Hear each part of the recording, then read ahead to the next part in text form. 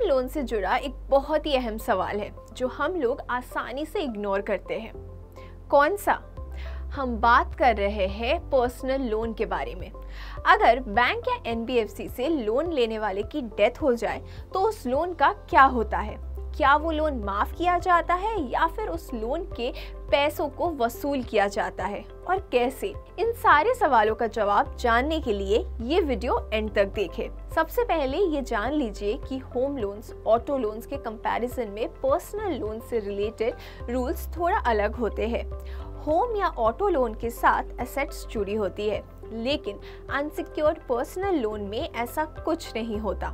इसमें किसी भी टाइप की सिक्योरिटी बैकिंग नहीं होती है, इसलिए इन्हें अनसिक्योर्ड लोन्स भी कहा जाता है। जब लोन लेने वाले की डेथ हो जाती है तब किसी फैमिली मेंबर को लोन देने वाली इंस्टीट्यूशन को इन्फॉर्म करना होता है। ये करने से उन्हें अर्ली अलर्ट मिल जाता है और वो तुरंत आउटस्टैंडिंग लोन अमाउंट कैलकुलेट करके डिक्लेयर कर देते हैं। और अगर वो केपेबल नहीं है कि लोन अमाउंट अब एक नॉन परफॉर्मिंग एसेट है और उससे माफ किया जा सकता है। अगर ऐसा नहीं होता है, यानी लोन देने वाली कंपनी को डेथ के बारे में इन्फॉर्म नहीं किया जाता है, तो अगर लोन एप्लीकेंट के बैंक अकाउंट में पैसे है और लोन एग्रीमेंट में मेंशन किया गया है कि अकाउंट द्वारा ईएमआई के रूप में डायरेक्ट डेबिट किया जा सकता है, तो फिर पैसे बैंक अकाउंट से डेबिट किए जाते हैं डेथ के बाद भी। यहाँ एक बात गौर करने वाली है कि बैंक्स और एनबीएफसीज दोनों अलग तरीके से फंक्शन करते हैं और ऑब्वियसली उनके टर्म्स और कंडीशंस भी अलग ही होंगे। It's better to get it cross checked with them. ऐसे सिचुएशंस में बैंक्स यूजुअली इन 3 चीज़ों पे ध्यान देते हैं। पहला, लोन देने से पहले बैंक उनका इंश्योरेंस करवा लेती है। इस इंश्योरेंस का पैसा भी लोन लेने वाले से ही लिया जाता है।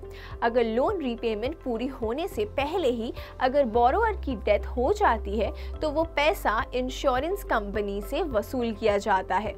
दूसरा सिचुएशन, अगर लोन लेने वाले ने लोन के टोटल अमाउंट तक की कोई भी संपत्ति जैसे कि प्रॉपर्टी, ज्वेलरी, गाड़ी, ऐसा कुछ भी गिरवी रखा है और लोन लेने वाले की डेथ हो जाती है तो संपत्ति को बेचकर लोन देने वाली बैंक उनको रिकवर कर सकती है। तीसरा और आखिरी, मान लीजिए कि लोन लेने वाले व्यक्ति ने ना ही अपना कोई इंश्योरेंस कराया हो और ना ही अपनी कोई संपत्ति गिरवी रखी हो, तो लोन देने वाली कंपनी आउटस्टैंडिंग अमाउंट की रिकवरी 3 लोगों से कर सकती है। नंबर 1, पर्सनल लोन की गारंटी देने वाली व्यक्ति से। नंबर 2, पर्सनल लोन के को एप्लीकेंट या फिर को बोरोवर से, चाहे वो उनका हस्बैंड, वाइफ या कोई और।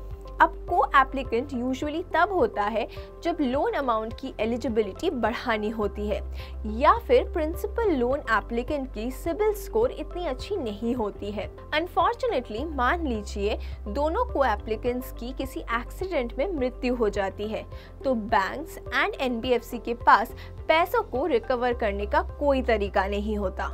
नंबर 3, इंडियन लॉज के अनुसार लोन एप्लीकेंट की डेथ हो जाने पर लेंडर बैंक और एनबीएफसी उनके वारिस से लोन रिकवर कर सकते हैं, चाहे वो वारिस एप्लीकेंट की संतान हो या कोई और लीगल एयर। हमें आशा है कि आपको ये इन्फॉर्मेशन यूजफुल लगी होगी। अगर आप पर्सनल लोन से रिलेटेड और वीडियो देखना चाहते हैं तो हमारी चैनल को सब्सक्राइब करना ना भूलें।